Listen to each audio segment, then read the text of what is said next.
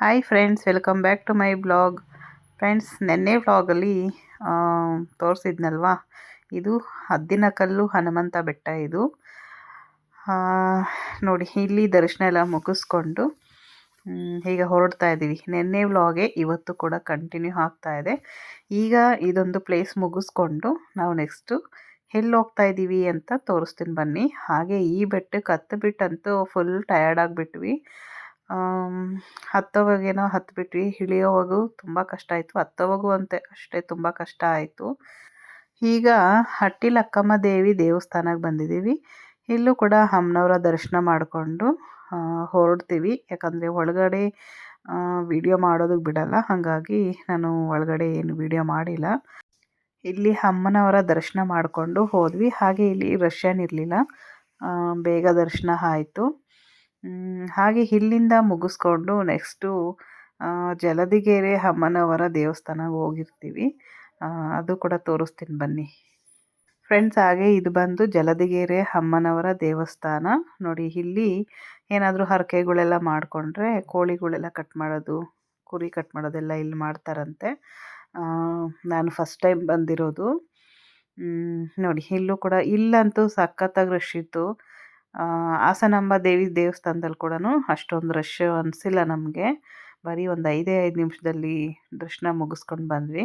ಆದರೆ ಇಲ್ಲಿ ಮಾತ್ರ ಸಖತ್ ಕ್ಯೂ ಇತ್ತು. ಯಾಕಂದರೆ ಹರಕೆಗಳು ಕೊಡೋರು ತುಂಬ ಜನ ಇದ್ದರು, ಹಾಗಾಗಿ ಲೇಟ್ ಆಯಿತು ಅಷ್ಟೇ. ಅಷ್ಟು ಬಿಟ್ಟರೆ ಇನ್ನು ದರ್ಶನ ಎಲ್ಲ ಚೆನ್ನಾಗಾಯಿತು. ಇಲ್ಲೂ ಕೂಡ ವಿಡಿಯೋ ಮಾಡೋದಕ್ಕಾಗಿಲ್ಲ, ಯಾಕಂದರೆ ಫುಲ್ ರಶ್ ಇದ್ದರು. ಹಾಗೆ ವಿಡಿಯೋ ಕೂಡ ಹಲೋ ಇಲ್ಲ, ಹಾಗಾಗಿ ದೂರದಿಂದನೇ ವಿಡಿಯೋ ಮಾಡಿದ್ದೀನಿ ನೋಡಿ.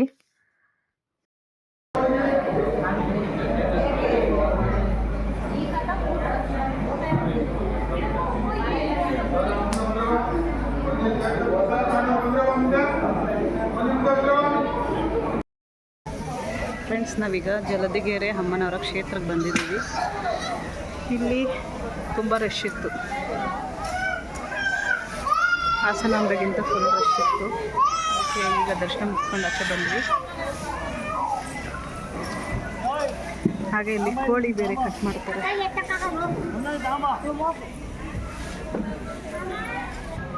ಇಲ್ಲಿ ಜಲದಿಗೆರೆ ಅಮ್ಮನವರ ಕ್ಷೇತ್ರದಲ್ಲಿ ಚಿಕ್ಕಮ್ಮ ಮತ್ತು ದೊಡ್ಡಮ್ಮ ದೇವಿ.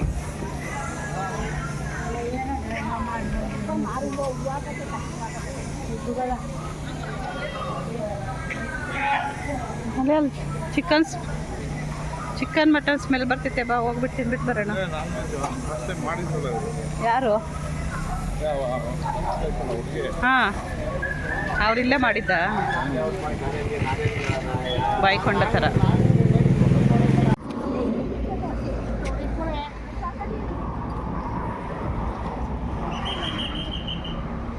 ಫ್ರೆಂಡ್ಸ್, ಈಗ ಹೋಟ್ಲ್ ಹತ್ರ ಬಂದಿದೆ ಊಟ ಮಾಡೋಣ ಅಂತ. ಸುತ್ತ 10 ಸುತ್ತ ಇದೆ.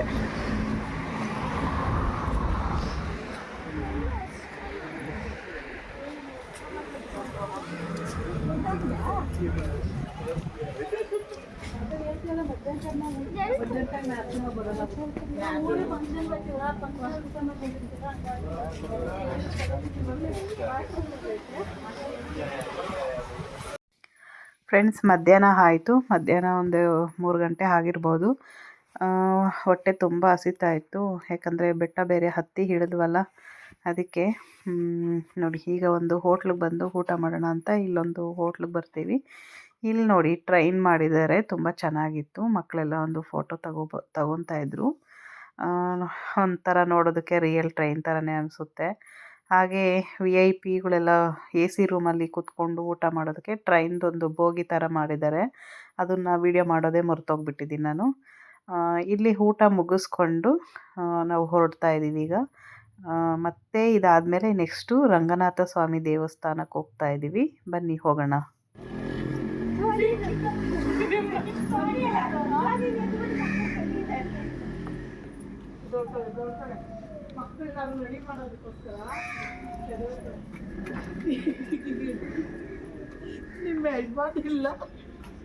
ಪಾಪ ಕಾಲು ನೋವು ಬಂದಿರ್ತೈತೆ.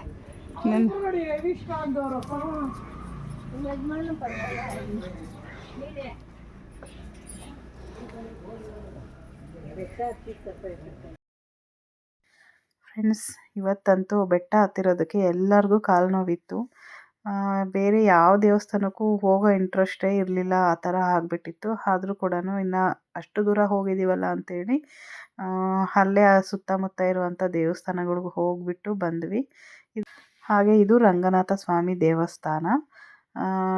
ಇಲ್ಲಿ ಶ್ರೀರಂಗಪಟ್ಟಣದಲ್ಲಿ, ಮೈಸೂರಲ್ಲಿ ಇದೆಯಲ್ವ, ಅದು ಬಂದು ರಂಗನಾಥ ಸ್ವಾಮಿ ಮಲ್ಕೊಂಡಿರೋವಂಥದ್ದು. ಇಲ್ಲಿ ಬಂದು ನೋಡಿ ಸೇಮ್ ಇದೇ ಥರನೇ ಒಳಗಡೆ ದೇವರಿರೋದು. ಶ್ರೀನಿವಾಸ ದೇವ್ರು ಇರ್ತೈತಲ್ಲ ಅದೇ ಥರನೇ ರಂಗನಾಥ ಸ್ವಾಮಿ ದೇವಸ್ಥಾನ. ಇದು ಕೂಡ ಹಳೇ ಕಾಲದ್ದು. ಇಲ್ಲೂ ಕೂಡ ತುಂಬ ಚೆನ್ನಾಗಿತ್ತು. ಹಾಗೆ ತುಂಬ ದೇವರುಗಳಿದೆ ಇಲ್ಲಿ. ಎಲ್ಲ ದೇವರ ದರ್ಶನ ಮಾಡಿಕೊಂಡು ಇನ್ನೇನು ಹೊರಡ್ತೀವಿ. ನೋಡಿ ಫುಲ್ ಖಾಲಿ ಇತ್ತು. ಇಲ್ಲಂತೂ ಯಾರೂ ಇರಲಿಲ್ಲ, ಒಬ್ಬರು ಇರಲಿಲ್ಲ ನಾವು ಹೋದಾಗ. ನೋಡಿ ಈಗ ಇದು ಉದ್ಭವ ದೇವರಂತೆ. ಇದು ಬೆಣ್ಣೆ ಅಲಂಕಾರ ಏನೋ ಮಾಡಿದರು. ಇಲ್ಲೆಲ್ಲ ಮುಗಿಸ್ಕೊಂಡು ಮತ್ತೆ ಇನ್ನೊಂದು ಅಂದರೆ ಎಲ್ಲ ಒಂದೇ ದೇವಸ್ಥಾನದಲ್ಲೇ ಬೇರೆ ಬೇರೆ ಗರ್ಭಗುಡಿಗಳಿದೆ ಅಷ್ಟೇ.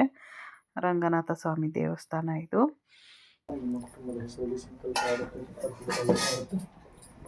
ಎಳ್ಳೆಣ್ಣೆ ಉಪಯೋಗಿಸೋದಿಲ್ಲ, ಎಲ್ಲ ದೀಪಗಳು ತುಪ್ಪದಲ್ಲಿ ಇರುವಂಥದ್ದು ಬಹಳ ವಿಶೇಷ. ಸಾಧ್ಯ ಆಗುತ್ತೆ ಸಮರ್ಪಣೆ ಮಾಡ್ಬೋದು. ತೊಳಿ ನಿರಂತರವಾಗಿ ತುಪ್ಪತ್ತಿ ನಿಮಗೆ ಎಷ್ಟು ಸಾಧ್ಯ ಆಗುತ್ತೆ ಕಾಣಿಸ್ಕೋಬೋದು. ಇಷ್ಟೇ ನಿಮ್ಮ ಶಕ್ತಿ ಅನುಸಾರ ಸಮರ್ಪಣೆ ಮಾಡಬೇಕು.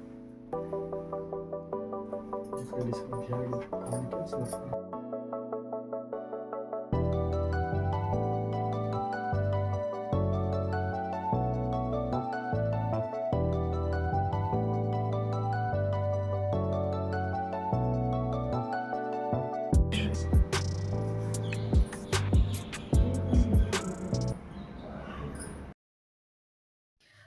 ಫ್ರೆಂಡ್ಸ್, ಈಗ ರಂಗನಾಥ ಸ್ವಾಮಿ ದೇವರ ದರ್ಶನ ತುಂಬ ಚೆನ್ನಾಗಾಯಿತು.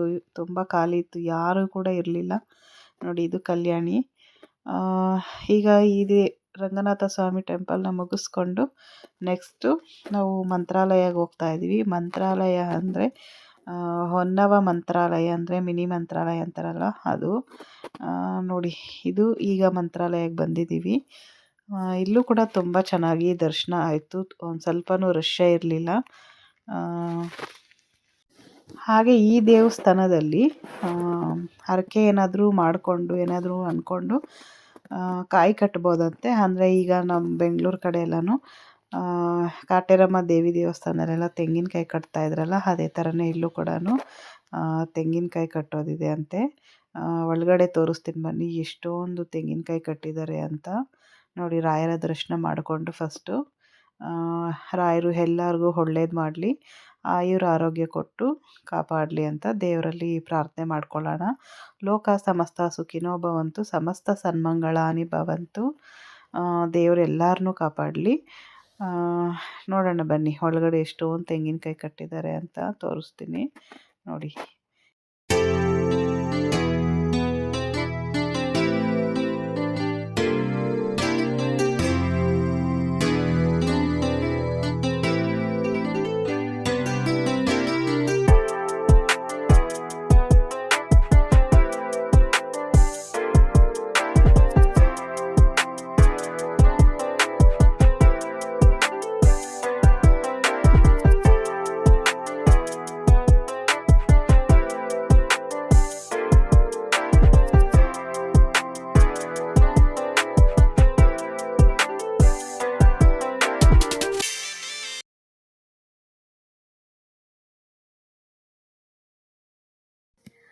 ಪೂಜ್ಯಾಯ ರಾಘವೇಂದ್ರಾಯ ಸತ್ಯಧರ್ಮರತಾಯ ಚ ಭಜತಾಂ ಕಲ್ಪವೃಕ್ಷಾಯ ನಮತಾಂ ಕಾಮಧೇನುವೆ.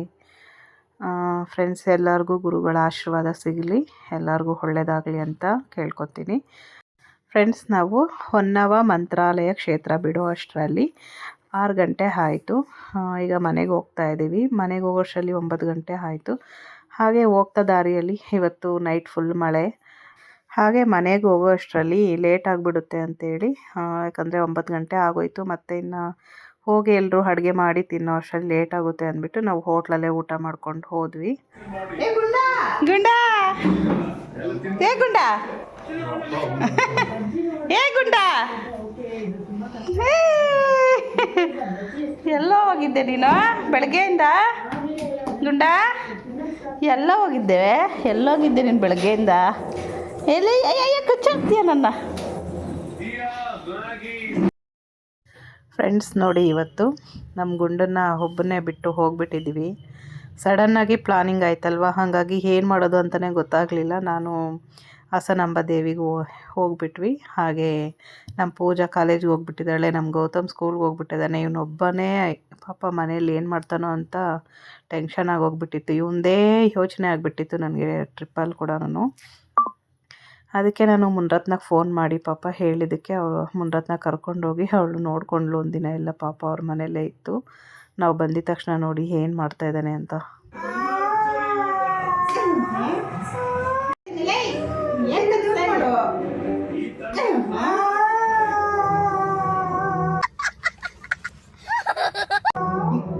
ಬಾಯಾಗ ಏನಾಗ್ತೈತೆ ಎಲ್ಲಾನು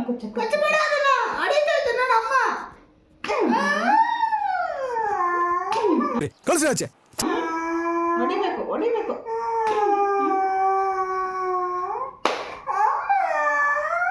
ಬರೀ ಡೌಗಳು ಹೊಡಿತೈತೆ ನೋಡು ಅಮ್ಮ, ಹೊಡಿತೈತೆ ನೋಡು.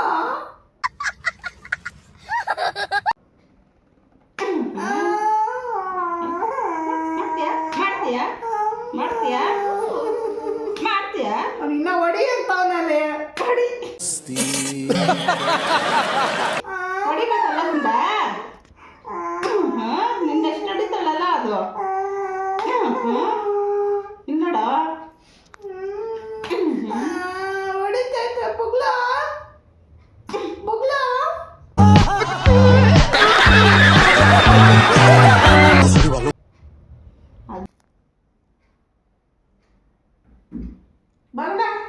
ಬಾ ಬರೋ ನಡಿಗೈ ಸೊನ್ನು ಹಂಗೆ ಕಲ್ಲೆ ಬರಲ್ಲ.